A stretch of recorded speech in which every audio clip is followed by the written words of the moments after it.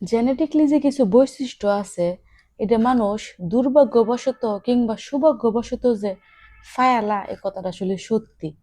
এই যেমন ধরুন, আপনার চাচা কিংবা মামু হইতে পারে সুর, সিটার, বাটফার কিংবা তেলবাজ।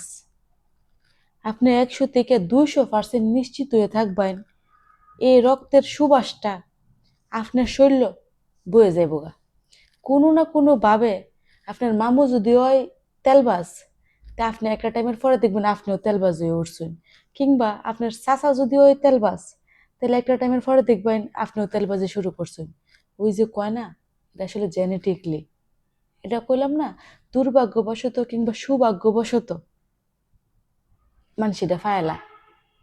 আর যারা মনে হরেন উফরের তো গুন্ডা বালা, এটা তো বালাডই ফা। আর যারা হয়েছে সিটার বাটফার, এটা তো হে গুন্ডই ফা।